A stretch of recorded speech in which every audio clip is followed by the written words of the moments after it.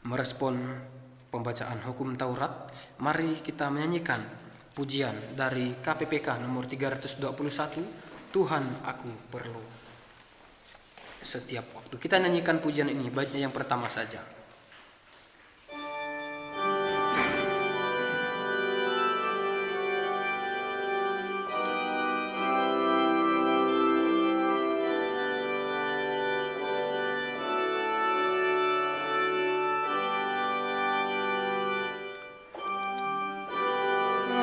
Aku perlu setiap waktu, suara apapun tak menghibur.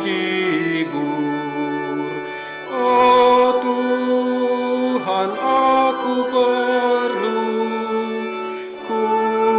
perlu selalu. Ku mau datang padamu, oh Tuhanku. Bapak, Ibu, dan saudara-saudara sekalian, di dalam perjalanan kehidupan kita selama 1 minggu ini, kita mungkin saja melakukan banyak hal yang tidak berkenan di hadapan Tuhan. Maka hari ini kita datang di hadapan Tuhan dengan sungguh-sungguh, kita menyerahkan hati dan pikiran kita memohon belas kasihan Tuhan. Biarlah kiranya Dia boleh berkenan berbelas kasihan untuk kita semua. Mari kita berdoa. Bapa kami yang bertata di dalam kerajaan sorga, kami mengucap syukur Tuhan. Pagi hari ini kami datang kepadamu dengan ucapan syukur. Kami datang dengan sukacita karena kami telah melihat anugerah-Mu yang besar. Tidak bisa kami ucapkan dengan apapun, karena kami adalah orang yang lemah, kami orang yang berdosa, yang hina, yang tidak layak di hadapan-Mu. Tetapi kalau hari ini ya Tuhan, kami boleh berdiri di tempat ini, boleh menikmati anugerah Tuhan, itu bukti Tuhan berbelas kasihan atas kami semua. Terima kasih Tuhan, kalau dalam kehidupan kami sehari-hari, kalau dalam perjalanan hidup kami mungkin saja tidak menyenangkan Tuhan, kami mungkin saja melawan Tuhan, kami mungkin saja hidup sembrono. Kami mohon ampun di hadapan Tuhan, kami mohon belas kasihan Tuhan. Biarlah kiranya Roh Kudus-Mu melingkupi kami semua, sehingga kami boleh hidup sesuai dengan kehendak Tuhan. Terima kasih Tuhan, kami mohon ampun di hadapan-Mu, supaya kami beroleh kemurahan dari Tuhan. Terima kasih Bapa di surga. Ini doa dan ucapan syukur kami, demi dan di dalam nama Tuhan kami, Yesus Kristus Juru Selamat kami yang hidup, kami telah berdoa. Amin. Bapak Ibu, kita akan melanjutkan pujian kita dari KPPK nomor 321, Tuhan aku perlu setiap waktu. Kita nyanyikan baitnya yang kedua dan baitnya yang ketiga.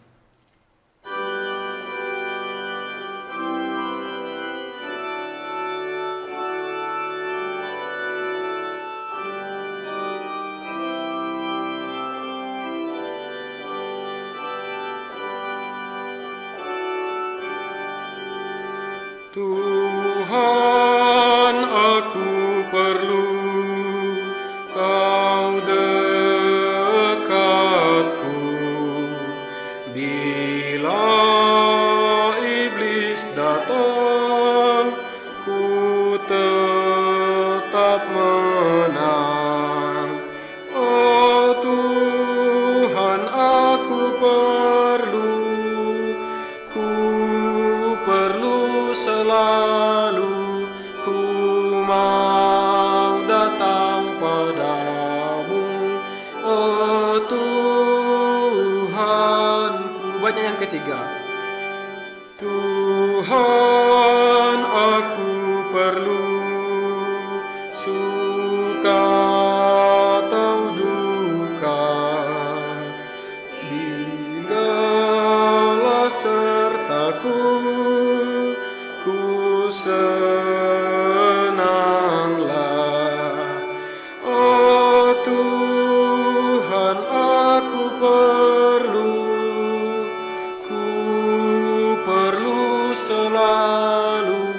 Ku mau datang padamu, oh Tuhan.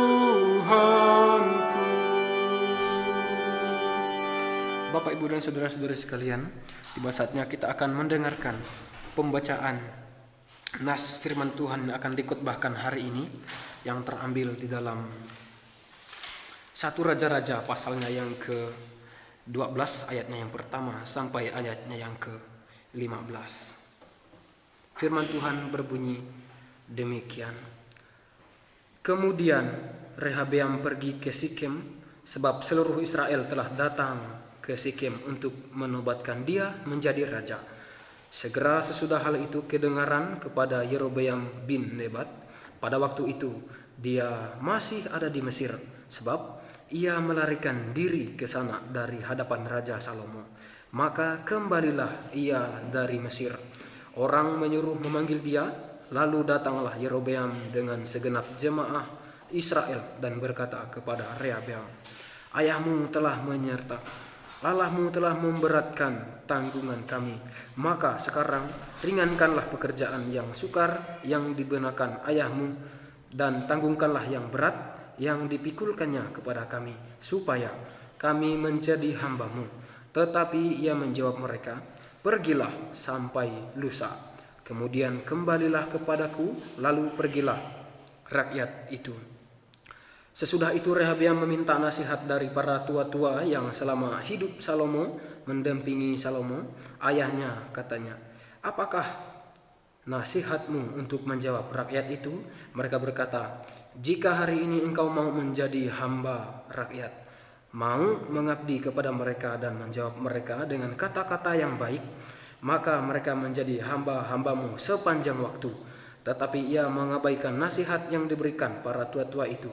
Lalu ia meminta nasihat kepada orang-orang muda yang sebaya dengan dia dan mendampinginya. Katanya kepada mereka, apakah nasihatmu supaya kita dapat menjawab rakyat yang menyatakan kepadaku, ringankanlah tanggungan yang dipikulkan kepada kami oleh ayahmu. Lalu orang-orang muda yang sebaya dengan dia itu berkata, beginilah harus kau katakan kepada rakyat yang telah berkata kepadamu, ayahmu telah memberatkan tanggungan kami, tetapi engkau ini berilah keringanan kepada kami. Beginilah harus kau katakan kepada mereka, kelingkingku lebih besar daripada pinggang ayahku. Maka sekarang ayahku telah membebankan kepada kamu tanggungan yang berat, tetapi aku akan menambah tanggungan kamu. Ayahku telah mengajar kamu dengan cambuk, tetapi aku akan menghajar kamu dengan cambuk yang berduri besi. Pada hari lusanya datanglah Yerobeam dengan segenap rakyat kepada Rehabeam, seperti yang dikatakan raja. Kembalilah kepadaku pada hari lusa. Raja menjawab rakyat itu dengan keras. Ia telah mengabaikan nasihat yang diberikan para tua-tua kepadanya. Ia mengatakan kepada mereka menurut nasihat orang-orang muda, ayahku telah memberatkan tanggungan kamu, tetapi aku akan menambah tanggunganmu itu. Ayahku telah menghajar kamu dengan cambuk, tetapi aku akan menghajar kamu dengan cambuk yang berduri besi. Jadi raja tidak mendengarkan perintahan rakyat, sebab hal itu merupakan perubahan yang disebabkan Tuhan, supaya Tuhan menempati firman yang diucapkannya dengan perantaraan Ahia orang Silo kepada Yerobeam bin Nebat. Demikian sejauh pembacaan firman Tuhan. Menyambut firman Tuhan yang akan dikhotbahkan saat ini, kita menyanyikan pujian dari Mazmur nomor 150. Kita nyanyikan keseluruhan baiknya.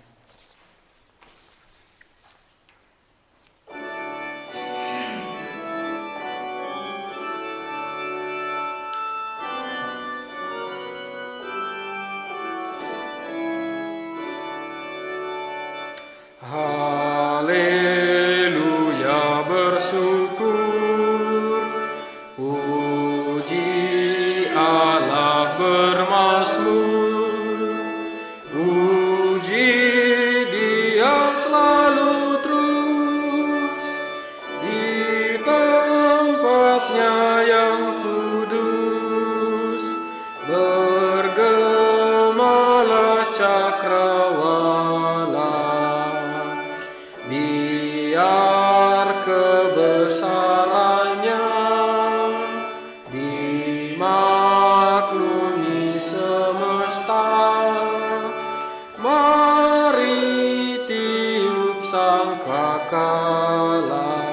kedua.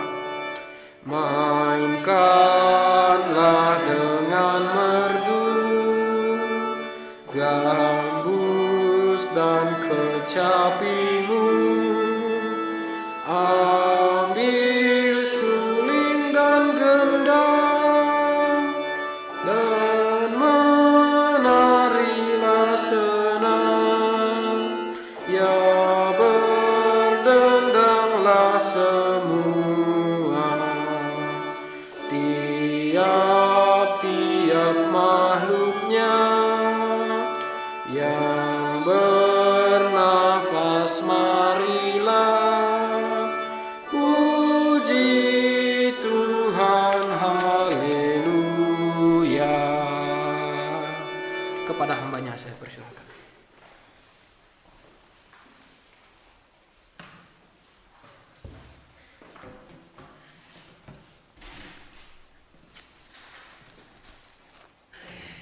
Mari kita berdoa.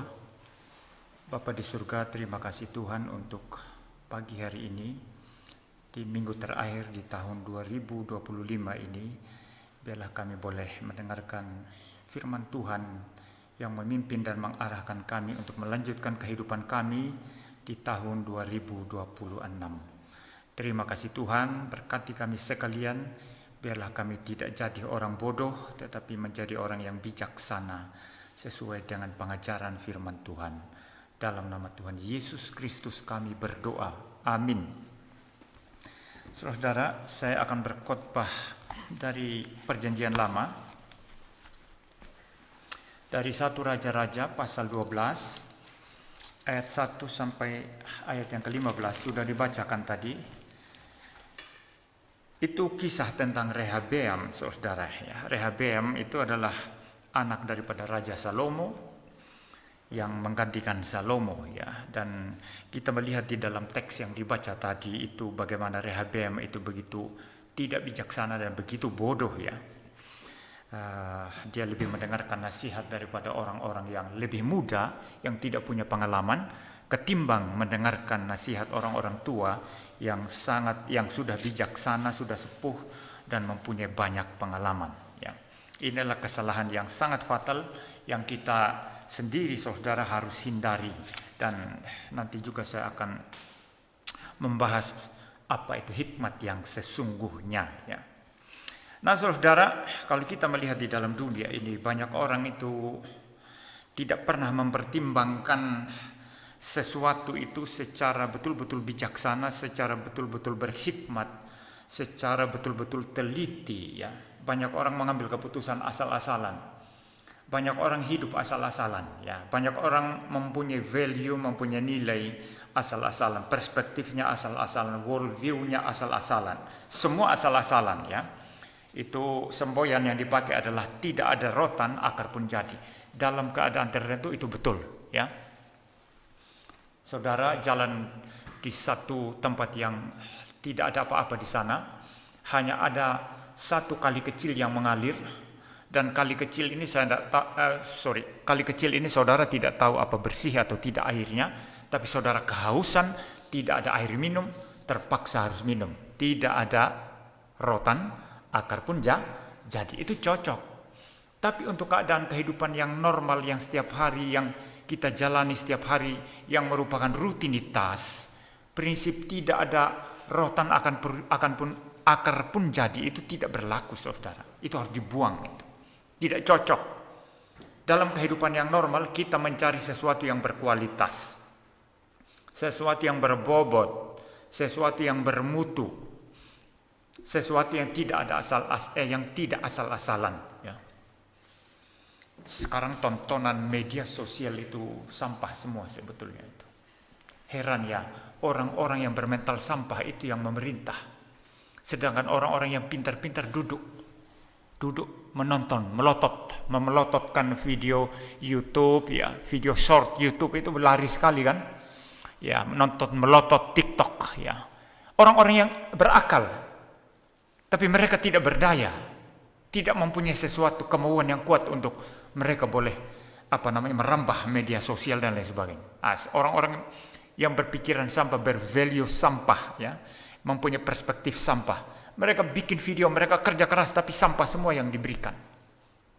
Lalu mereka mendikte orang-orang berakal. Ini adalah kebodohan yang terlalu bodoh yang saya lihat di dunia ini. Ya. Jadi saudara, itulah yang terjadi di dalam dunia pelayanan Kristen pun sama kan? Mereka yang pintar-pintar duduk riset, yang paham teologi duduk riset. Tapi yang berkuasa di media sosial orang yang tidak belajar. Orang-orang yang tidak belajar yang kemudian mengajarkan ajaran-ajaran sesat. Nah, ini dunia kita, saudara. Dan ini sangat-sangat berbahaya, ya. Sangat-sangat berbahaya. Nah, saudara-saudara, menjadi orang Kristen bukan sekedar menjadi orang yang hidup seperti orang-orang di dunia ini hidup. Orang yang hidup ikut arus, orang yang hidup ikut kemana angin bertiup, ke situlah dia pergi. Ya, orang-orang yang tidak pernah menunjukkan kualifikasi tersendiri sebagai orang Kristen, ya.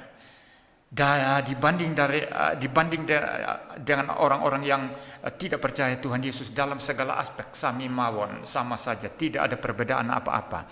Ini sesuatu yang sangat-sangat kasihan, ya, di dalam kekristenan. Nah, kalau kita melihat kisah daripada Rehabeam ini, saudara, akhirnya oleh karena dia tidak bijak, karena kebodohannya, kerajaan Israel itu terpecah menjadi dua. Tapi saya tidak heran, walaupun di dalam Alkitab tidak dicatat, ya, kenapa Rehabeam menjadi orang yang tidak bijaksana. Saya tidak heran. Memang papanya sendiri, Raja Salomo, di akhir-akhir hidupnya juga tidak beres, ya. Dia bukan sibuk mempermuliakan Tuhan. Di awal dia ditabis menjadi raja, dilantik menjadi raja. Dia cari Tuhan. Yang dia cari adalah hikmat, supaya bisa memerintah dan adil, supaya bisa memuliakan Tuhan. Itu intinya. Dia tidak cari kekayaan. Dia datang berdoa kepada Tuhan, aku tidak mencari kekayaan, tapi hikmat. Ketika Tuhan bertanya, apa yang kamu minta? Bukan kekayaan, bukan kemasyhuran, bukan lain-lain, tapi hikmat. Tapi begitu dalam perjalanan hidupnya sebagai raja, tambah lama tambah menyeleweng. Tambah lama, tambah tidak berhikmat.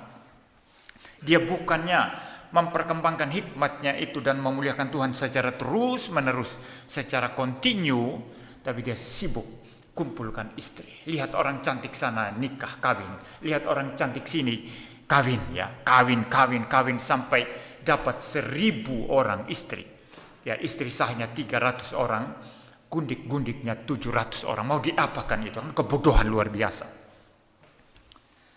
Dikatakan Salomo sangat-sangat berhikmat, betul dalam hikmat yang diberikan oleh Tuhan kepada dia ketika dia memimpin, ketika dia menggunakan pikirannya, menciptakan amsal-amsal, ya, kata-kata berhikmat, memang dia sangat hebat. Tapi dalam kehidupannya dia melakukan tindakan yang sangat bodoh dan tidak berhikmat sama sekali. 1000 orang perempuan itu mau diapakan itu? Kan kebodohan yang teramat bodoh itu. Ya. 1000 orang, ya. Dan Alkitab berkata, saudara, kalau kita coba kembali sedikit ke belakang di pasalnya yang ke-11, ya. Saya akan membaca, ya. Pasal yang ke-11, di situ dikatakan, adapun Raja Salomo, perhatikan, adapun Raja Salomo mencintai banyak perempuan asing. Di samping anak Firaun, ia mencintai perempuan-perempuan Moab, Amon, Edom, Sidon, Het. Padahal tentang bangsa-bangsa itu Tuhan telah berfirman kepada orang Israel, janganlah kamu bergaul dengan mereka, dan mereka pun janganlah bergaul dengan kamu, sebab sesungguhnya mereka akan mencondongkan hatimu kepada allah-allah mereka. Dilarang bergaul dengan bangsa-bangsa itu bukan karena mereka lebih rendah, karena mereka manusia kelas 2, karena mereka ras lebih rendah, bukan. Ya. Orang Israel sama bangsa-bangsa itu sama, diciptakan menurut gambar dan rupa Tuhan Allah. Tetapi kenapa Tuhan melarang orang-orang Israel bergaul dengan mereka, apalagi menikah, ya? Ya, kawin, istilahnya itu, mempunyai hubungan kawin-mawin dengan mereka. Apalagi itu, ya. Kenapa dilarang bergaul? Karena mereka menyembah allah-allah lain. Mereka menyembah berhala. Kalau orang-orang Israel bergaul dengan mereka, apalagi kawin-mawin dengan mereka, maka hati mereka akan dicondongkan untuk menyembah berhala, Allah-Allah lain itu, saudara. Itu yang Tuhan tidak mau. Tapi justru apa yang Tuhan tidak mau, Salomo lawan ini. Inilah kebodohan. Salomo lawan itu, ya. Dia menikahi perempuan-perempuan itu tadi sampai 1.000 orang. Sebetulnya ini yang disebut hanya beberapa, ya, karena dia juga mengambil dari orang Mesir, ya. Ada istri-istrinya itu, ada yang kulit putih, ada yang kulit coklat, ada yang kulit hitam sekali seperti orang negro. Pokoknya istrinya itu banyak sekali, macam-macam, ya, saudara. Jadi, saudara, saya tidak heran kenapa Rehabeam anaknya menjadi seorang raja yang tidak bijaksana. Karena papanya juga pada akhirnya adalah seorang yang tidak bijaksana. Walaupun dia dipenuhi oleh hikmat yang merupakan anugerah Tuhan. Tapi karena dia berubah setia kepada Tuhan, dia mengambil banyak istri, dan banyak istrinya itulah yang menyebabkan Salomo juga ikut melakukan hal-hal yang melawan Tuhan. Istri-istrinya itulah yang mempengaruhi dia sehingga dia tidak setia kepada Tuhan, ya, saudara. Ya, saya baca ulang ayat 11, ya. Pasal 11 ayat 1. Adapun Raja Salomo mencintai banyak perempuan asing, di samping anak Firaun, ia mencintai perempuan-perempuan Moab, Amon, Edom, Sidon, dan Het, ya. Saya lompat ke ayat ketiga. Ia mempunyai 700 istri dari kaum bangsawan dan 300 gundik. Oh, saya keliru tadi, ya. Ada 700 istrinya, 300 gundiknya, ya. Saya bilang tadi istrinya 300, gundiknya 700, ya. Terbalik, ya. Saya membaca lagi. Istri-istrinya itu menarik hatinya daripada Tuhan. Sebab pada waktu Salomo sudah tua, istri-istrinya itu mencondongkan hatinya kepada Allah-Allah lain, sehingga ia tidak dengan sepenuh hati berpaut kepada Tuhan Allahnya seperti Daud ayahnya. Jadi istri-istrinya itu yang membawa dia condong kepada Allah-Allah lain, dan ini pemberontakan terhadap Tuhan. Jadi saya tidak heran sekali lagi mengapa Rehabeam anaknya menjadi anak yang tidak bijaksana, menjadi raja yang tidak bijaksana. Nah, kalau saudara membaca di situ, ya, kita akan melihat sekarang. Saya mungkin akan membaca kembali dari ayat 12, ayat pertama, ya, pasal 12. Kemudian Rehabeam pergi ke Sikem, sebab seluruh Israel telah datang ke Sikem untuk menobatkan dia menjadi raja. Jadi Rehabeam dinobatkan menjadi raja, ya, menggantikan Salomo. Ayat 2. Segera sesudah hal itu kedengaran kepada Yerobeam bin Nebat. Yerobeam bin Nebat ini adalah seorang Israel, ya, yang melarikan diri ke Mesir, tapi kemudian setelah Rehabeam memerintah, dia kembali, ya. Ayat 2. Segera sesudah hal itu kedengaran kepada Yerobeam bin Nebat. Pada waktu itu dia masih ada di Mesir, sebab ia melarikan diri dari sana dari hadapan Raja Salomo. Maka kembalilah ia dari Mesir. Orang menyuruh memanggil dia. Lalu datanglah Yerobeam dengan segenap jemaah Israel dan berkata kepada Rehabeam. Jadi orang-orang Israel ini dipimpin oleh Yerobeam yang baru pulang dari Mesir, ya. Ya. Kemudian datang kepada Rehabeam yang baru diangkat menjadi raja, ya. Lalu mereka berkata begini, ayat 4. Ayahmu telah memberatkan tanggungan kami, maka sekarang ringankanlah pekerjaan yang sukar yang dibebankan ayahmu dan tanggungan yang berat yang dipikulkan kepada kami, supaya kami menjadi hambamu. Jadi mereka minta keringanan sebetulnya, ya. Keringanan daripada segala kewajiban-kewajiban, termasuk pajak, ya, termasuk upeti, ya, termasuk tugas-tugas yang dibebankan kepada mereka. Minta keringanan karena kelihatannya Salomo terlalu memberikan mereka beban yang berat sekali. Nah, kemudian Rehabeam ini meminta nasihat. Pertama, dia meminta nasihat kepada orang-orang yang lebih tua, yang hidup sejaman dengan papanya, yaitu Salomo, ya. Di ayat yang ke-6 saya baca, ya. Sesudah itu Rehabeam meminta nasihat daripada dari para tua-tua yang selama hidup Salomo mendampingi Salomo ayahnya. Katanya, apakah nasihatmu untuk menjawab rakyat itu? Maksudnya untuk menjawab permintaan rakyat tadi, untuk menurunkan beban mereka ya.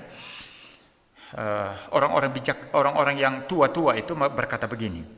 Mereka berkata, jika hari ini engkau mau menjadi hamba rakyat, artinya mau menjadi pelayan rakyat, mau mengabdi kepada mereka dan menjawab mereka dengan kata-kata yang baik, maka mereka akan menjadi hamba-hambamu sepanjang waktu. Jadi orang-orang tua ini berkata, kamu itu jadi pelayan rakyat, jawab mereka baik-baik, layani mereka baik-baik, maka mereka akan menjadi hamba-hambamu seumur hidup. Wah, ini nasihat yang sangat baik ya, sangat baik sekali. Tapi Rehabeam tidak puas ya. Dia kemudian beralih kepada teman-teman yang sebaya dengan dia, orang muda-muda. Ya sorry aja ya, saya tidak terlalu percaya orang muda kalau dikasih kepemimpinan ya.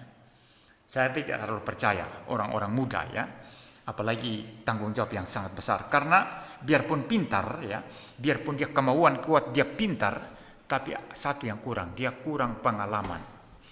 Ya, yang membentuk orang bijaksana itu bukan hanya pintar. Pintar itu satu unsur, tapi kalau kepintarannya digunakan dan tidak tepat, maka itu menjadi bumerang, itu menjadi bom, itu menjadi hal yang merusak. Jadi kecerdasan itu harus diimbangi dengan pengalaman yang cukup. Nanti melalui pengalaman bergabung dengan kecerdasan menimbulkan bijaksana. Karena bijaksana itu adalah bagaimana menggunakan pengetahuan yang ada. Pintar itu artinya kamu banyak pengetahuan. Wah, tahu ini, seperti ensiklopedi berjalan ya. Ditanya tentang filsafat Yunani, dia paham. Filsafat Cina, dia paham. Filsafat Jepang, dia paham. Filsafat Asia, dia paham. Filsafat Jawa, dia paham. Semua dia paham. Ya, tanya tentang mesin, dia paham. Oh, tanya tentang pesawat, dia paham. Bagaimana pesawat bisa terbang, dia paham semua. Ya, teori-teori aerodinamika itu dia paham semua. Tanya tentang Albert Einstein, teori relativis, ya, daripada Einstein, dia paham semua, dia jelaskan begitu clear. Ini orang hebat sekali ya. Lalu karena dia hebat sekali langsung diangkat jadi pemimpin. Ini bumerang. Teliti dulu, dia punya cukup pengalaman tidak? Dia banyak makan asam garam kehidupan atau tidak? Kalau tidak boleh jadi pemimpin sekalipun pintar. Tidak boleh saudara, rusak nanti. Ya, pintar saja tidak cukup. Yang dibutuhkan untuk memimpin adalah kebijaksanaan. Dan kebijaksanaan ini adalah perpaduan daripada kecerdasan dan pengalaman. Tanpa pengalaman, kecerdasan tidak berguna. Paham ya? Tanpa kecerdasan, pengalaman yang banyak juga tidak berguna. Itu pengalaman bodoh-bodoh semua nanti. Paham ya? Jadi saudara, orang semuda ini bukannya mendengarkan nasihat orang-orang tua yang bijaksana, yang makan asam garam dalam kehidupan, malah bertanya kepada anak-anak yang sebaya dengan dia. Ya, main kelereng aja bagus, cocok. Saya bukan menghina ya. Bukan menghina. Saya tidak sedang menghina. Tapi memang orang-orang muda lebih bagus main kelereng dulu. Ya, main neker ya, main karet ya. Ya. Saya bukan sedang menghina. Karena belum waktunya. Jadi mereka perlu belajar banyak. Baru bisa dimintai nasihat ya. Jadi saudara, apa yang dikatakan orang-orang muda itu ya? Saya membaca sekarang ayat yang ke-8. Tetapi ia, maksudnya Rehabeam, mengabaikan nasihat yang diberikan para tua-tua itu, lalu ia meminta nasihat kepada orang-orang muda yang sebaya dengan dia dan yang mendampinginya. Katanya kepada mereka, apakah nasihatmu supaya kita dapat menjawab rakyat yang mengatakan kepadaku, ringankanlah tanggungan yang dipikulkan kepada kami oleh ayahmu? Ayat 10, ini jawab orang-orang muda itu ya. Lalu orang-orang muda yang sebaya dengan dia itu berkata, beginilah harus kau katakan kepada rakyat yang telah berkata kepada ayahmu, ayahmu telah memberatkan tanggungan kami, tetapi engkau ini berilah keringanan kepada kami. Beginilah harus kau katakan kepada mereka, kelingkingku lebih besar daripada pinggang ayahku. Maka sekarang ayahku telah membebankan kepada kamu tanggungan yang berat, tetapi aku akan menambah tanggungan kamu. Ayahku telah menghajar kamu dengan cambuk, tetapi aku akan menghajar kamu dengan cambuk yang berduri besi. Ini kurang ajar sekali ya saudara ya. Jadi Salomo itu sudah memberatkan tanggungan mereka. Nah, orang-orang muda ini memberi nasihat, kalau papamu itu memberatkan, kamu bikin lebih berat lagi. Jadi sombong sekali ya. Kelingkingku lebih besar dari pinggang ayahku. Ini kesombongan juga. Dia siapa? Rehabeam itu siapa ya? Mungkin juga di antara saudara kalau saya tidak ngomong ini juga nggak tahu ya Rehabeam itu apa. Tapi mungkin sering dengar di cerita-cerita sekolah minggu ya. Dan mungkin yang paling diingat orang-orang Kristen dari Rehabeam adalah dialah penyebab perpecahan kerajaan Israel. Israel di utara dan Yehuda di selatan. Ya. Jadi saudara, kelingkingku lebih besar dari ayahku. Salomo itu namanya besar sekali. Rehabeam itu siapa? Bukan siapa-siapa, tapi sombong sekali. Kelingkingku lebih besar dari ayahku, pinggang ayahku. Kalau ayahku memberikan kamu tanggungan yang berat, saya tambah berat lagi.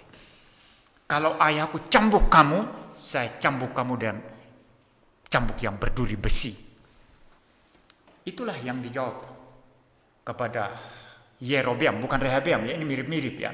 Kepada Yerobeam yang memimpin orang-orang Israel ketika dia pulang dari Mesir ya. Karena selama pemerintahan Salomo dia melarikan diri ke Mesir. Nah, karena itu saudara, maka orang-orang Israel itu menjadi marah ya. Saya akan membaca ya. Ayatnya yang ke-12.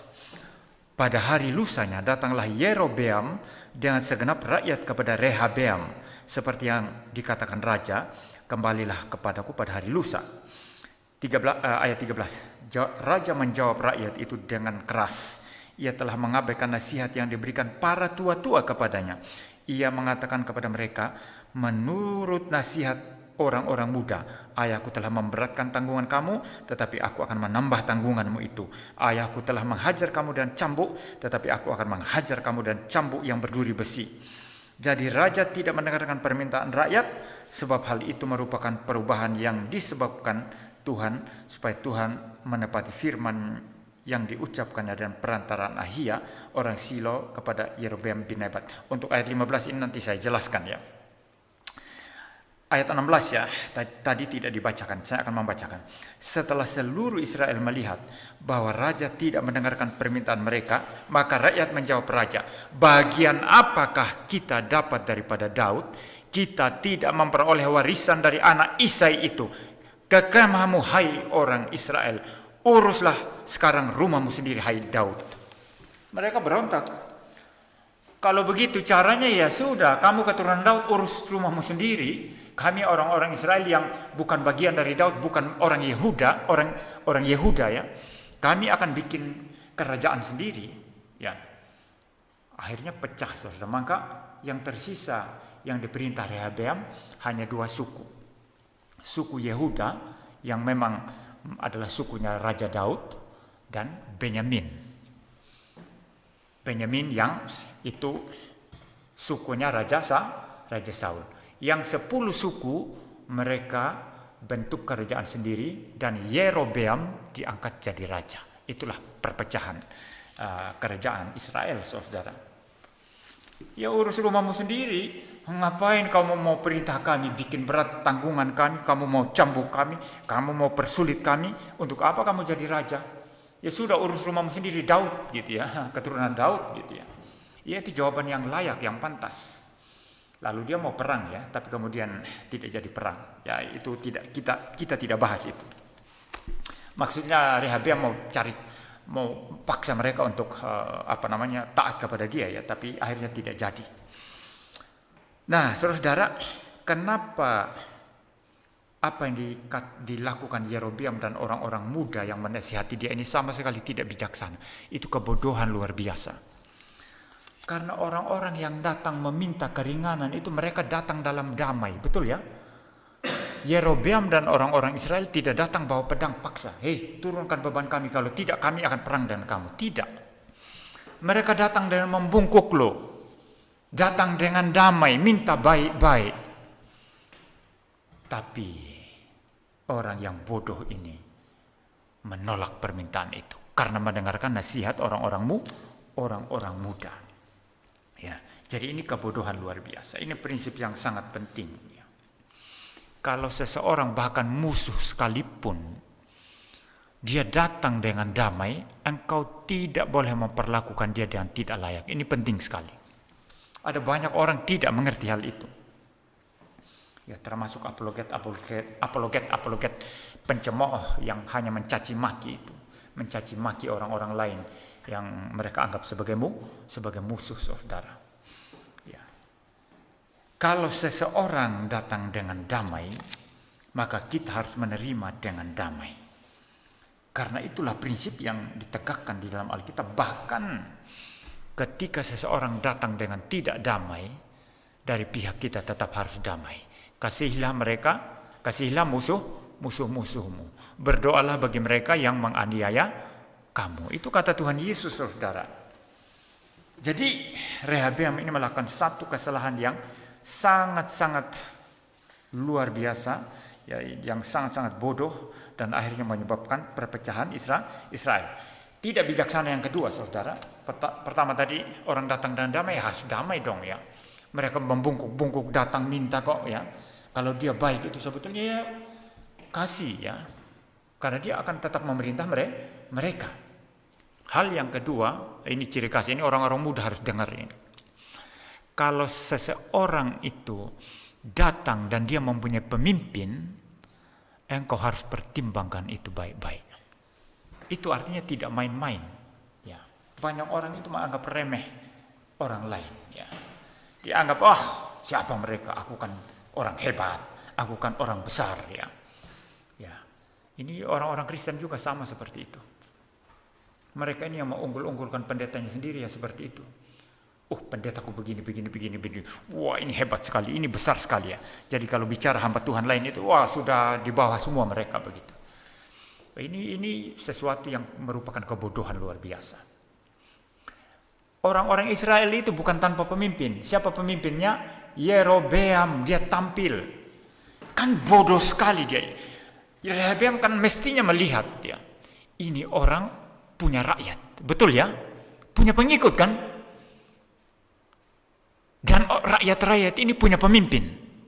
Mereka punya kekuatan.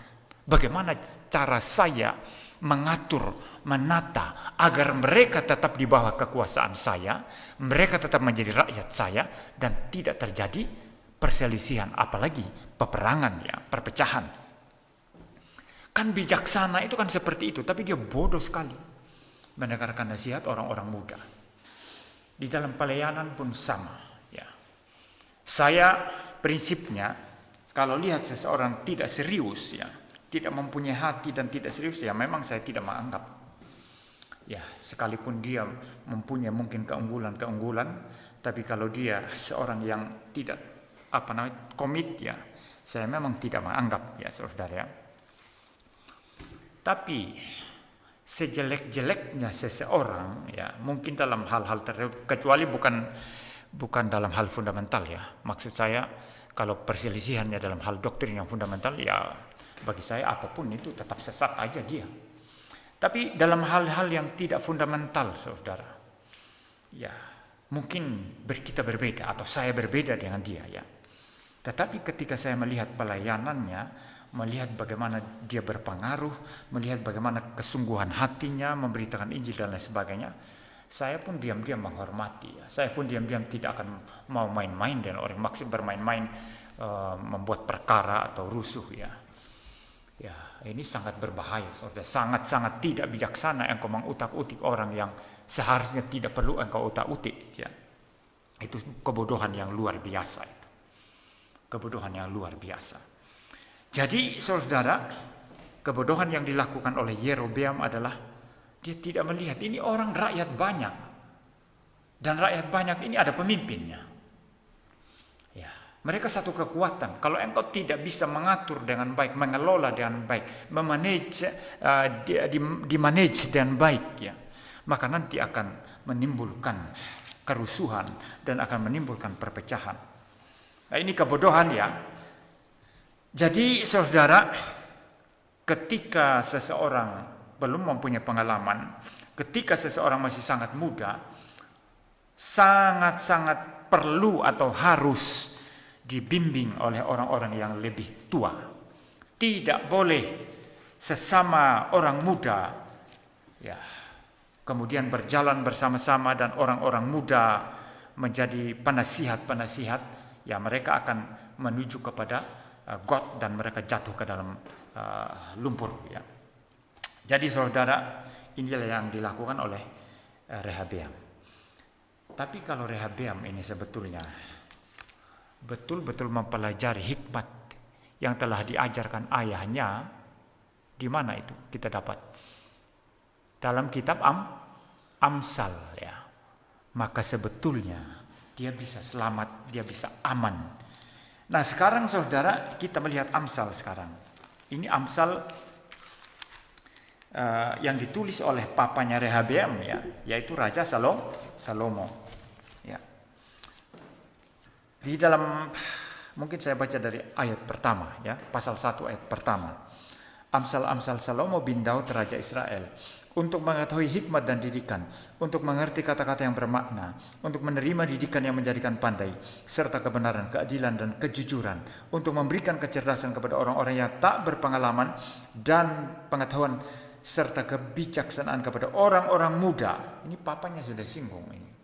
Perlu hikmat orang muda, dan untuk mendapatkan hikmat itu perlu orang-orang tua yang sudah berpengalaman. Tentu bukan orang tua sembarangan ya, ada juga orang tua yang tidak berhikmat ya, orang tua yang ngawur ya saudara, tapi orang tua yang berpengalaman, yang hidup bersama Tuhan, yang hidup di dalam Tuhan. Saya baca ulang ayat yang keempat. Untuk memberikan kecerdasan kepada orang yang tak berpengalaman. Siapa itu sebetulnya? Termasuk salah satunya Rehabeam. Jadi kalau saya tambahkan Rehabeam di sini begini bunyinya.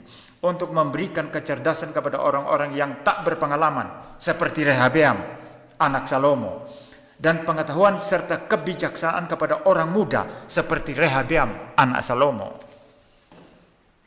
Ayat 5, baiklah orang bijak mendengar dan menambah ilmu. Jadi orang bijak pun harus tetap mendengar. Sudah bijak, tetap harus mendengar. Untuk apa? Menambah ilmu. Dan baiklah orang yang berpengertian memperoleh bahan pertimbangan. Orang yang berpengertian pun tetap perlu terus-menerus mendengar hikmat supaya mempunyai bahan pertimbangan yang limpah, yang kaya ya, yang tidak habis-habisnya. Ayat 6, untuk mengerti amsal dan ibarat, perkataan dan teka-teki orang bijak. Bukan teka-teki biasa ya. Ya, bukan sekedar amsal atau ibarat atau perkataan-perkataan, slogan-slogan ya, atau semacam pantun-pantun yang tidak ada isinya begitu ya saudara ya. Tapi saya ulangi, untuk mengerti amsal dan ibarat, perkataan dan teka-teki orang bijak ya. Ayat 7. Nah, ini yang menjadi fokus kita. Takut akan Tuhan adalah permulaan pengetahuan, tetapi orang bodoh menghina hikmat dan didikan. Rehabeam tidak punya takut akan Tuhan. Itu sebab dia menghina hikmat dan didikan. Bagaimana caranya dia menghina? Dia meremehkan, dia melecehkan nasihat-nasihat yang baik dari orang-orang yang tua untuk menjadi pelayan rakyat. Justru dia menjadi musuh rakyat, saudara. Nah, Amsal ini menarik sekali. Ini ditulis oleh Salomo ya. Tapi Rehabeam tidak belajar. Nah, ini anak saya anggap-anggap ya. Hati-hati ya. Hati-hati. Saya papanya khotbah firman Tuhan terus-menerus, tapi dia tidak pernah benar, kosong. Seumur hidup tidak tangkap satu pun. Ada banyak anak pendeta seperti itu. Ini juga anak pendeta kan, yang di belakang. Anak pendeta. Ada banyak anak pendeta seperti itu. Papanya firman Tuhan terus khotbah, memberikan bijaksana hikmat firman Tuhan terus-menerus. Anak pendeta main game, anak pendeta jalan kemana-mana, anak pendeta tidak peduli itu. Sampai papanya meninggal pun, tidak satu pun bijaksana firman Tuhan yang seumur hidupnya papanya ajarkan yang ada pada mereka. Saya banyak melihat anak pendeta seperti itu. Bahkan ada anak-anak pendeta itu narkoba. Anak-anak pendeta main-main ke night club. Wah, ini bahaya, ini celaka besar. Ini mirip dan Rehabeam. Rehabeam masih bagus ya, tidak akan naik kelab kan? Ya, ada banyak anak-anak pendeta itu rusak hidupnya ya. Saya melihat ya anak-anak pendeta. Ini bapaknya pendeta cukup terkenal. Dia membangun ini, bangun itu, gerejanya cukup besar ya. Dia bangun ini, bangun itu. Tapi anak-anaknya kok, saya lihat kok cuma main-main game, ya cuma jaga-jaga apa gitu. Wah, kasihan sekali. Ya. Main game itu untungnya apa ya? Ya, jalan-jalan kiri kanan tidak ada guna itu untuk apa, untungnya apa ya? Ya, jadi saudara, kasihan sekali ya. Jadi Rehabeam dia tidak memperhatikan kata-kata Amsal, hikmat dari papanya, yaitu Salomo ya. Dia tidak tahu bahwa takut akan Tuhan adalah permulaan pengetahuan, tetapi orang bodoh menghina hikmat dan didikan. Dialah orang bodoh yang menghina hikmat dan didikan, menghina semua nasihat yang baik dari orang-orang yang tua. Nah, pertanyaan pentingnya, hikmat ini saudara dari mana? Jelas hikmat dari Tuhan. Dan takut akan Tuhan itu adalah permulaan daripada hikmat itu, atau permulaan daripada pengetahuan bijaksana ya. Bukan sekedar pengetahuan di sini ya, tapi bijaksana. Ya. Tapi saudara, satu hal yang membuat kita betul-betul harus merenung saudara, bahwa di pasal yang pertama ini dalam kitab Amsal, hikmat itu juga atau bijaksana itu dipersonifikasi seolah-olah dia adalah satu pribadi. Saya akan membaca sekarang Amsal 1 ayatnya yang ke-20. Hikmat, perhatikan ya, dikatakan di sini. Hikmat berseru nyaring di jalan-jalan. Jadi hikmat ini berseru seolah-olah dia adalah pribadi ya. Hikmat berseru nyaring di jalan-jalan. Di lapangan-lapangan ia memperdengarkan suaranya. Di atas tembok-tembok ia berseru-seru. Di depan pintu-pintu gerbang kota ia mengucapkan kata-katanya. Kata-katanya hikmat maksudnya. Jadi hikmat ini dipersonifikasikan di sini saudara. Dan bagi kita orang Kristen, personifikasi ini sebetulnya merujuk kepada Sang Logos itu. Sang Firman. Logos itu artinya, salah satu artinya bijaksana, hikmat, kata-kata, akal budi, satu intelijensia yang menjadi dasar keberadaan seluruh alam semesta, seluruh kehidupan ini. Lalu kemudian istilah logos dari filsafat Yunani itu diambil alih oleh Rasul Yohanes. Ya. Lalu dirujukkan kepada pribadi kedua Allah Tritunggal, Sang Firman yang kemudian datang ke dalam dunia mengambil natur manusia. Ya, itulah Natal yang kita peringati saudara. Jadi saudara, siapa hikmat di sini kalau begitu? Kenapa dipersonifikasi? Itulah Tuhan Yesus Kristus. Siapa hikmat itu? Tuhan Yesus Kristus. Siapa bijaksana itu? Tuhan Yesus Kristus. Siapa yang takut akan Tuhan akan menemukan Yesus Kristus, akan menemukan hikmat yang sejati. Siapa yang tidak takut akan Tuhan, dialah orang bodoh yang menghina hikmat dan didikan. Maka takut akan Tuhan itu penting sekali. Anak-anak itu dari sejak kecil harus ditanamkan takut akan Tuhan. Ya. Kenapa anak-anak tidak boleh mencuri? Pertama-tama dan terutama bukan karena takut papa mama marah. Bukan karena segan dan orang tua. Bukan. Tapi karena takut akan Tuhan. Takut akan Tuhan adalah permulaan pengetahuan, permulaan hikmat. Dan hikmat yang sejati adalah Yesus Kristus. Ya, Sang Logos itu. Jadi saudara, dari sini sekarang kita melangkah kepada hidup yang bijaksana itu berasal dari mana? Tidak ada dari tempat lain saudara, dari sumber-sumber lain, dari penyebab-penyebab lain kecuali step pertama orang percaya dan menerima Tuhan Yesus Kristus sebagai Tuhan dan Juru Selamatnya.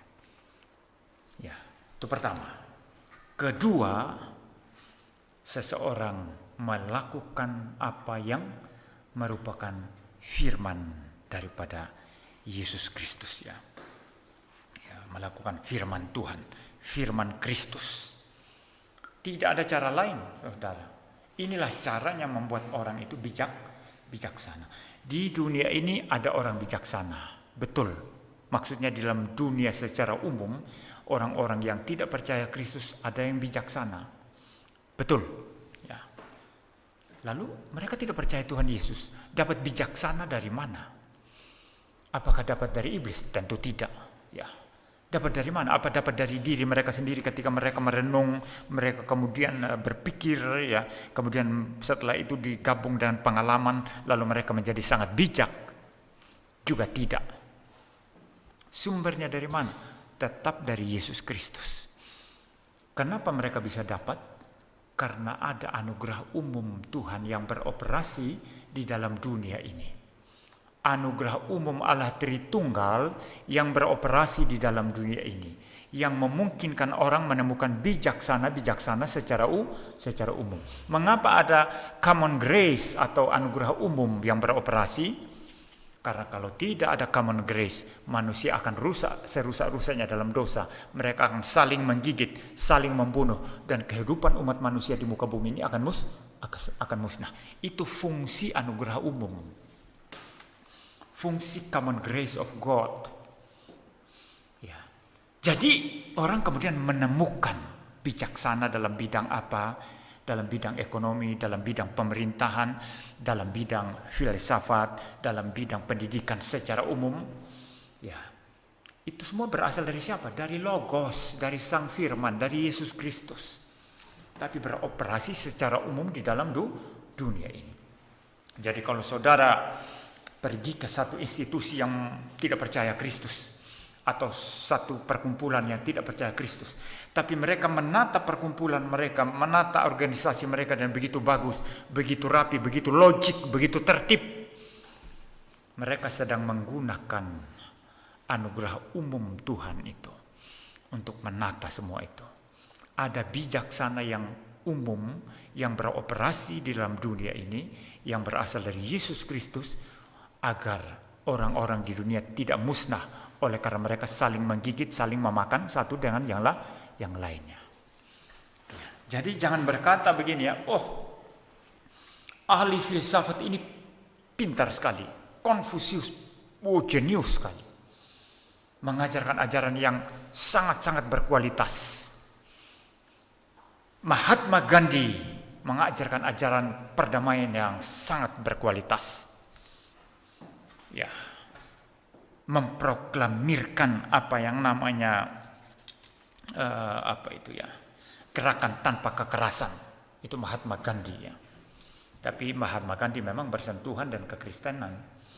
Dia membaca khotbah Tuhan Yesus di bukit, ya. Bahkan dikatakan itu setiap pagi itu sebelum dia bekerja melakukan aktivitasnya, dia membaca khotbah di bukit. Tapi dia tidak percaya Tuhan Yesus sebagai Tuhan dan Juru Selamat, tidak. Tapi dia tertarik sekali dengan ajaran Tuhan Yesus. Jadi dia hanya menganggap Tuhan Yesus sebagai guru, ya. Ya. Ada banyak orang-orang seperti Sokrates, ya, yang sangat bijaksana, mempunyai bijaksana, Plato, Aristoteles, ya, dan lain sebagainya, saudara. Tapi mereka tidak percaya Tuhan Yesus. Dalam pengertian tidak percaya Tuhan Yesus sebagai Tuhan dan Juru Selamat mereka secara pribadi. Lalu mereka dapat hikmat dari mana? Tetap mereka dapat itu dari Sang Logos, Sang Firman. Sang Firmanlah yang memberikan hikmat kepada mereka untuk menata kehidupan secara umum, menemukan bijaksana secara umum. Ya. Jadi saudara, tidak ada hikmat, tidak ada pengetahuan, tidak ada kecerdasan apapun dalam dunia ini yang kita bisa pisahkan dari Kristus. Semua itu milik Kristus. Karena Kristus adalah sang hikmat itu sendiri, Sang Logos. Maka dalam teologi reform dikenal satu istilah, all truth is God's truth. Semua kebenaran, seluruh kebenaran adalah kebenaran milik Allah. Ya, entah kebenaran dalam wilayah filsafat, kebenaran dalam wilayah teologi, kebenaran dalam wilayah ekonomi, dalam wilayah politik, dalam wilayah matematika, dalam wilayah sains, ya, semua itu adalah kebenaran Allah. Yang bukan milik Allah hanya ketidakbenaran, ilmu pengetahuan yang palsu, misalnya teori evolusi.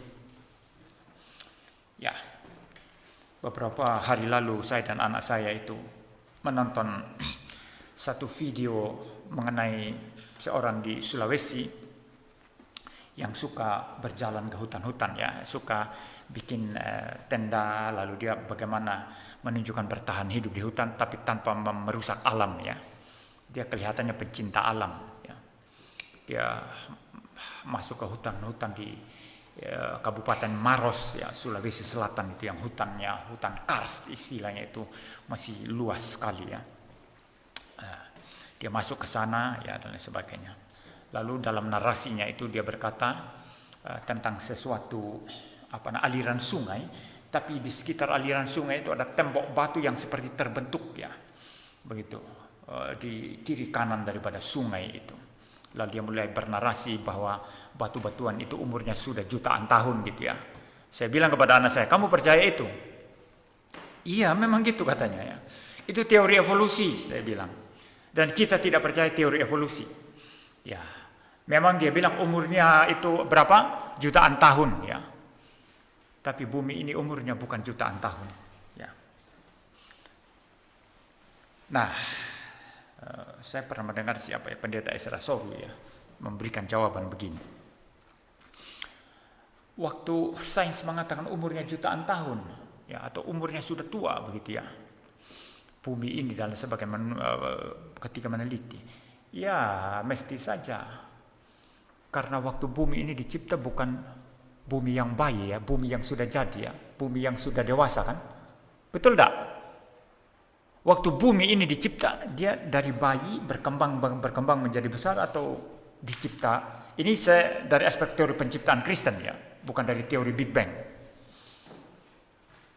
Langsung ada dalam keadaannya seperti langit dan bumi yang utuh, atau diciptakan perlahan-lahan begitu? Langsung ada, kan? Langsung besar, kan? Adam juga waktu dicipta langsung besar, atau masih dari bayi ngoek-ngoek? Langsung besar. Jadi kalau Adam dikatakan walaupun umurnya baru 1 hari, ya, baru kemarin dicipta dari debu tanah, tapi kan langsung besar, kan? Walaupun kita katakan umurnya baru 1 hari, tapi dia sudah dewasa. Paham, ya? Jadi melihat umurnya yang sudah dewasa, orang kalau tidak percaya dia diciptakan kemarin dari debu tanah, tapi langsung lihat umurnya, langsung dilihat dia sudah dewasa, orang akan berkata Adam umurnya 30 tahun. Padahal umurnya baru satu hari. Paham, ya, logikanya? Umurnya baru 1 hari, kan? Baru diciptakan kemarin. Tapi kan langsung diciptakan besar. Jadi orang yang tidak tahu asal usulnya diciptakan dari debu tanah kemarin, mereka akan bilang ini umurnya sudah 30 tahun berdasarkan tubuhnya yang sudah besar. Nah, bumi ini sama bisa seperti itu. Sudah diciptakan dalam keadaannya yang sudah dewasa, sudah tua. Tapi penciptaannya kapan? Ya, baru berlangsung secara 6 hari, ya. Nanti kemudian diteliti, umurnya sudah jutaan tahun. Ya, memang diciptakan sudah dalam keadaan dewasa. Sama seperti Adam tadi, orang bilang 30 tahun, padahal baru dicipta kemarin, baru umurnya baru 1 hari, ya. Jadi saudara, evolusi itu tidak mendapatkan tempat, ya. Kalau perkiraan orang mengenai umur bumi itu bisa saja, ya. Tetapi yang jelas penciptaan bumi itu tidak, maksudnya dari penciptaannya bumi ini sampai sekarang itu bukan jutaan tahun. Ribuan tahun, iya. Tapi bukan juga 6.000 tahun, ya, seperti kepercayaan daripada orang-orang fundamentalisme, Kristen fundamentalisme, yang mengatakan dari Adam kepada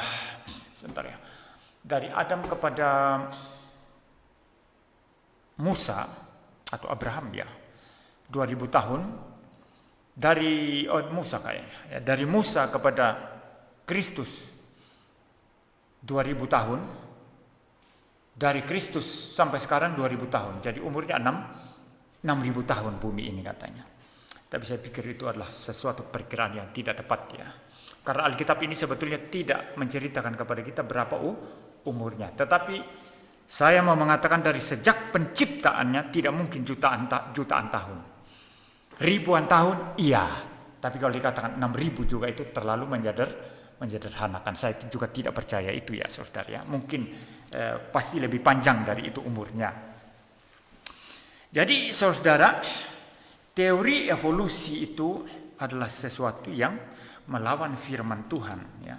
Ada banyak teori di dalam dunia ini, entah dari filsafat, entah dari pendidikan, entah dalam matematika, dalam sains ya, dalam ilmu-ilmu sosial, ilmu-ilmu pemerintahan, ekonomi, ada banyak teori yang tidak sesuai dengan Alkitab. Itu tentu bukan kebenaran Allah.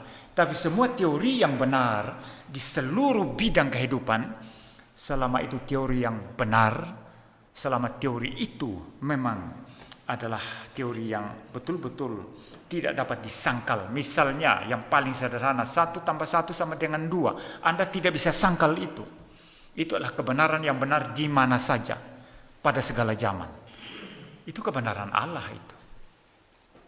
Bukan kebenaran siapa-siapa, itu kebenaran Allah. Kebenaran Sang Logos. Ya. Jadi intinya kalau begitu apa saudara? Ketika saudara menerima Yesus Kristus sebagai Tuhan dan Juru Selamat, itu adalah permulaan hikmat bagi orang Kristen. Dan ketika dia menjalankan firman Kristus setiap hari, maka hikmat itu bertumbuh. Ketika engkau masuk dengan modal seperti ini, Kristus di dalam diri kita dan bagaimana kita menjalankan firman-Nya, kita masuk dalam kehidupan di dunia ini, maka kita harusnya orang Kristen menjadi orang yang lebih mudah untuk beradaptasi dan kebenaran-kebenaran Tuhan di dalam wilayah yang umum. Tapi kebalikannya itu malah orang luar yang tidak Kristen lebih pintar dalam hal-hal kebenaran umum. Orang Kristen bodoh-bodoh. Wah, ini kasihan sekali. Nah, karena apa?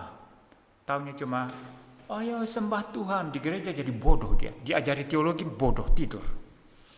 Diajari doktrin, nggak perlu doktrin. Urusan sama Tuhan itu bukan doktrin.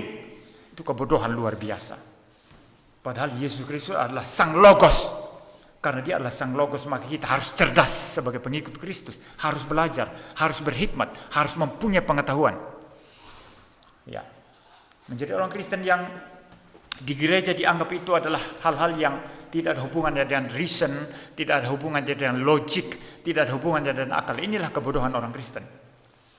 Ya, tapi orang Kristen sejati itu ketika dia hidup dalam Kristus, bukan saja kebenaran-kebenaran dalam wilayah teologi, dalam wilayah firman Tuhan yang semakin memperkaya kita, semakin kita ketahui, semakin memperkaya kita, semakin membuat kita bijaksana. Tapi ketika kita turun di dunia ini, kita juga berbijaksana.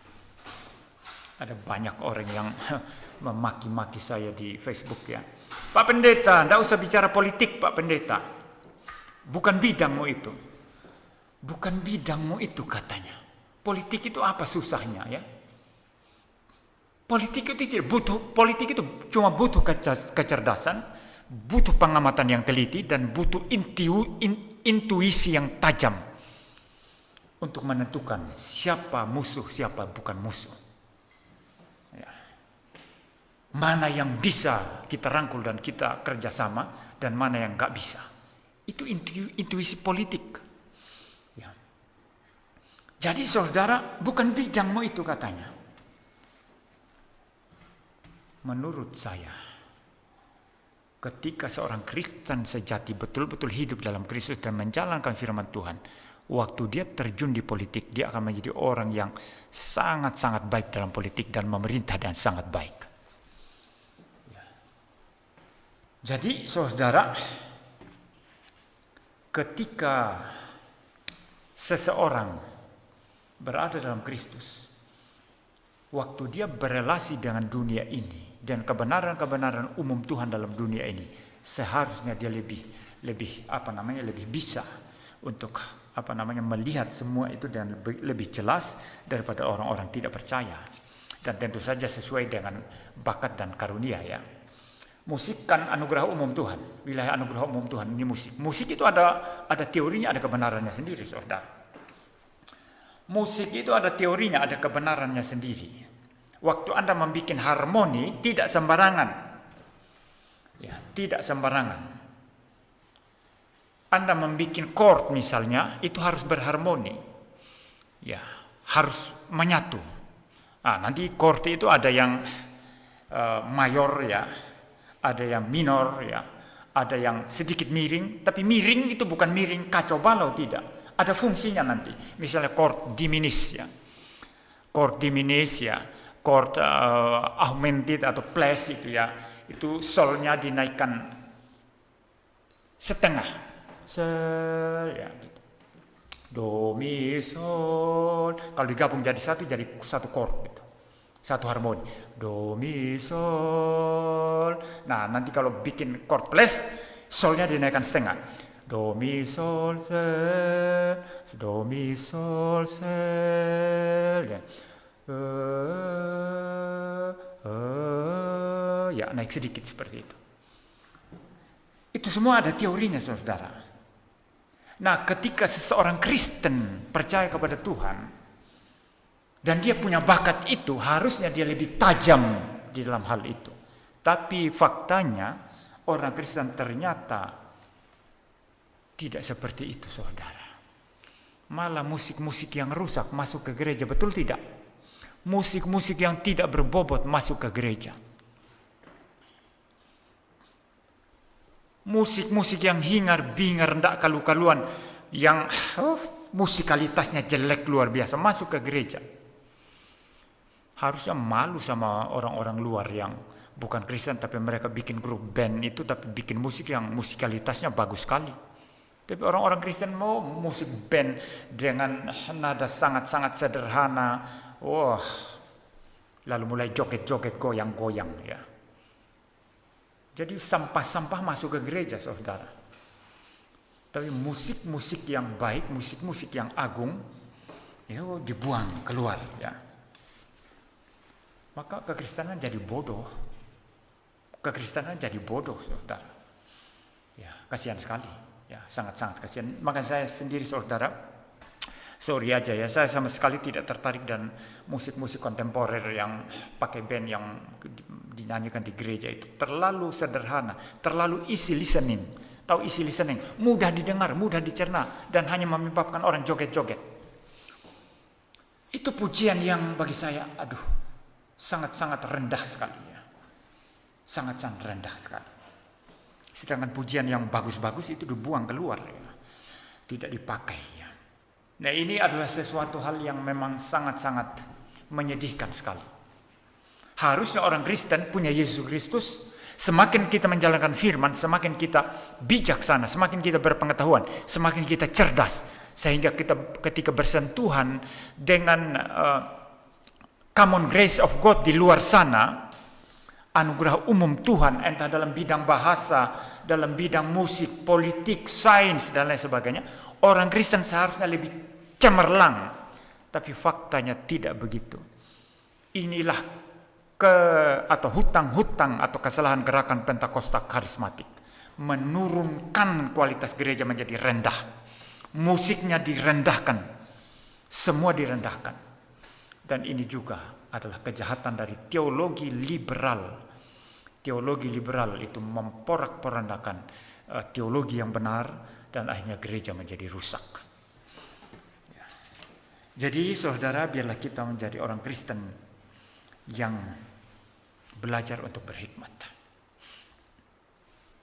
Prinsip begini ya bergantung selera orang, itu buang, itu bukan prinsip Kristen itu. Bergantung selera dia, mau apa terserah dia. Saya mau berkata, kalau saya berkhotbah sesuai selera saya, boleh tidak? Saya khotbah ini sesuai selera saya, boleh tidak? Itu kejahatan, mana boleh? Ya. Saya sekarang berpakaian ya sesuai selera Pak Pendeta aja. Lalu saya pakai pakaian renang di sini, boleh tidak? Saya pakai pakaian renang di sini lalu berkhotbah, Ya suka-suka saya lah kan, selera orang kan beda-beda. Boleh tidak? Tidak boleh. Ada prinsipnya. Orang berdiri di mimbar dan berkhotbah, ada prinsipnya. Saya minimal pakai batik yang rapi ini kan. Ya. Jadi prinsip suka-suka orang lah, selera orang. Itu prinsip setanik, orang Kristen gak boleh pakai. Saya sering marah kalau dengar yang mengatakan, oh suka-suka orang lah, selera orang lah. Kita akan tidak menemukan kebenaran. Dan engkau akan jauh dari kebenaran kalau punya prinsip seperti itu. Sekarang belajar matematika. Misalnya belajar rumus Pitagoras.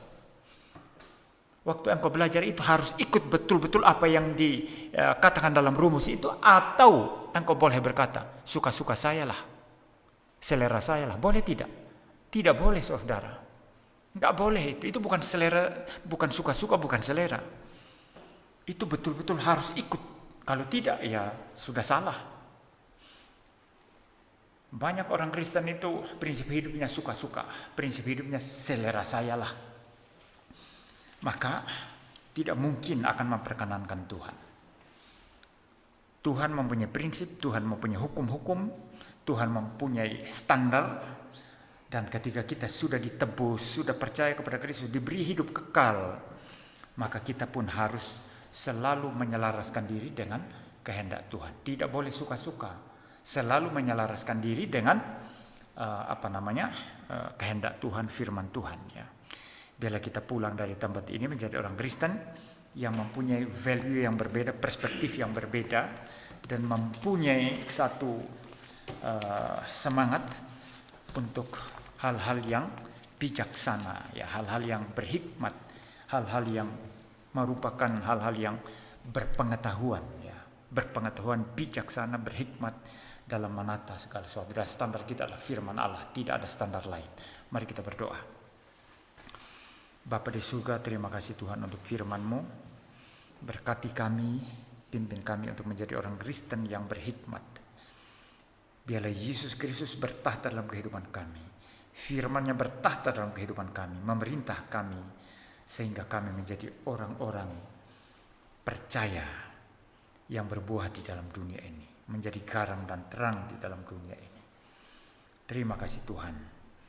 Biarlah di minggu terakhir tahun 2025 ini, kami boleh mempersiapkan diri memasuki tahun 2026 dengan hikmat dari Tuhan, bijaksana dari Tuhan, dan kami jalankan kehidupan kami selanjutnya sesuai dengan prinsip-prinsip firman Tuhan. Dalam nama Tuhan Yesus Kristus kami berdoa. Amin. Kita akan memberikan persembahan. Kita akan menyanyikan pujian Tuhan aku perlu setiap waktu. Saya minta pemimpin liturgi untuk memimpin pujian persembahan dan doa syafaat. Doa persembahan dan doa syafaat.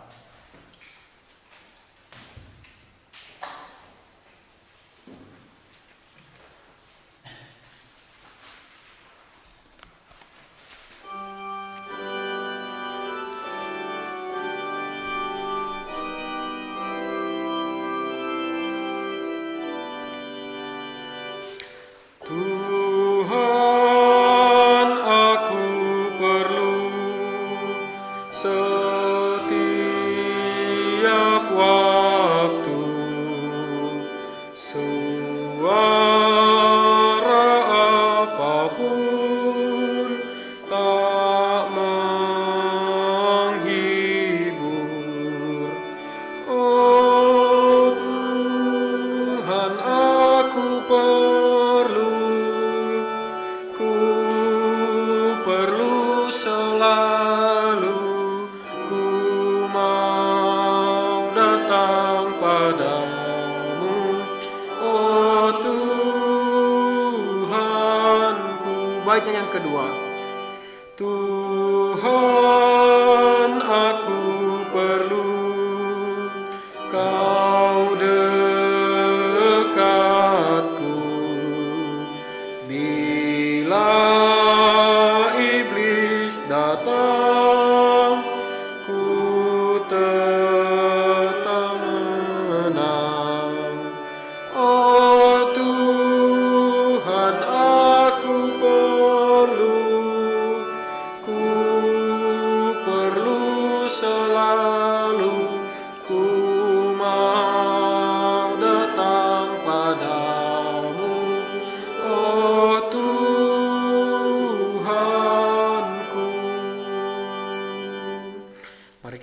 bersatu di dalam doa. Bapa kami yang bertata di dalam kerajaan surga, kami mengucap syukur ya Tuhan, saat ini kami telah memberi persembahan bagimu. Biarlah kiranya melalui persembahan ini boleh mendukung setiap pekerjaan Tuhan. Terima kasih Tuhan, biarlah kiranya Kau memberkati tangan-tangan yang telah memberi, maupun melalui rekening-rekening yang ada. Biarlah kiranya Tuhan tolong, Tuhan sertai. Ada banyak orang-orang yang tergerak hatinya untuk memberi, biarlah kiranya Tuhan Kau beri kesanggupan bagi mereka, Kau balas segala kebaikan hati mereka ya Tuhan. Kami berdoa ya Tuhan untuk gereja-gerejamu yang ada di seluruh dunia ini.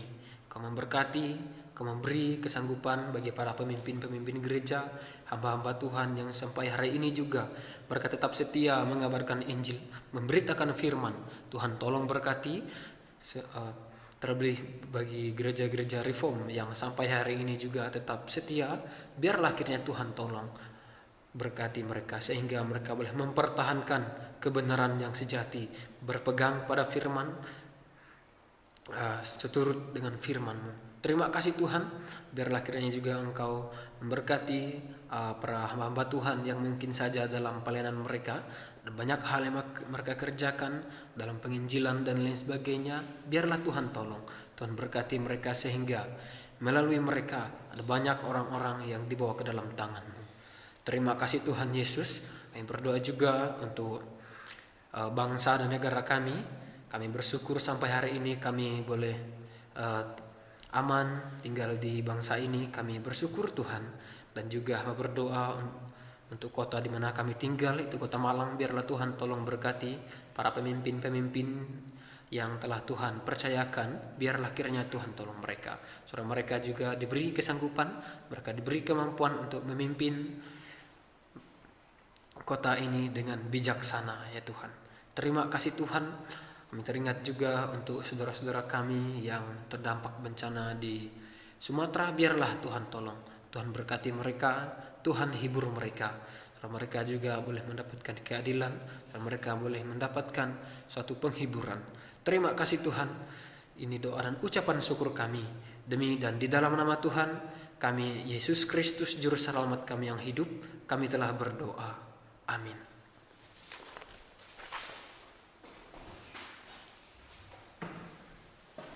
Mari kita bangkit berdiri dan mengucapkan pengakuan iman rasuli. Aku percaya kepada Allah, Bapa yang Maha Kuasa, Khalik langit dan bumi, dan kepada Yesus Kristus anaknya yang tunggal Tuhan kita, yang dikandung dari Roh Kudus, lahir dari anak darah Maria, yang menderita sengsara, di bawah pemerintahan Pontius Pilatus, disalibkan, mati dan dikuburkan, turun ke dalam kerajaan maut. Pada hari yang ketiga, bangkit pula dari antara orang mati, naik ke sorga, duduk di sebelah kanan Allah, Bapa yang Maha Kuasa, dan dari sana Ia akan datang untuk menghakimi orang yang hidup dan yang mati. Aku percaya kepada Roh Kudus, gereja yang kudus dan am, persekutuan orang kudus, pengampunan dosa, kebangkitan tubuh dan hidup yang kekal. Amin. Sambil tetap berdiri kita menyanyikan Mazmur 134.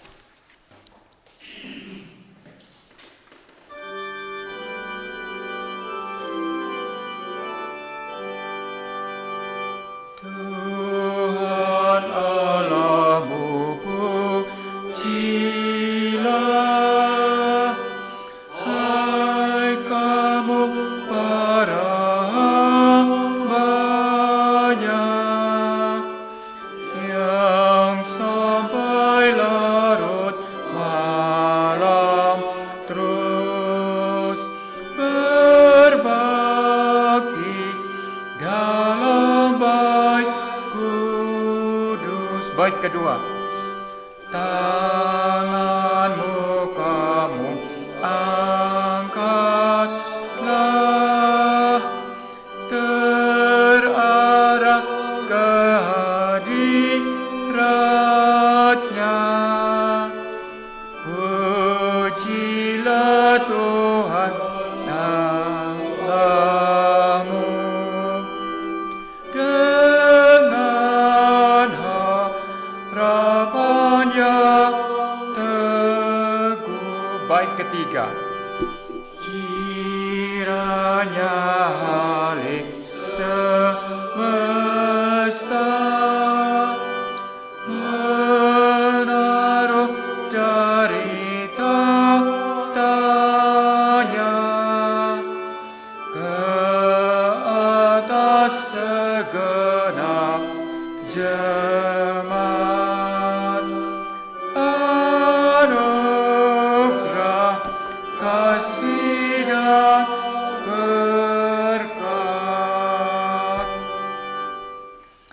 Jemaat Tuhan, pulanglah dan terimalah berkat Tuhan.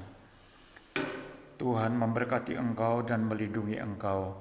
Tuhan menyinari engkau dan wajahnya dan memberi engkau kasih karunia. Tuhan menghadapkan wajahnya kepadamu dan memberi engkau damai sejahtera. Amin. Amin. Amin.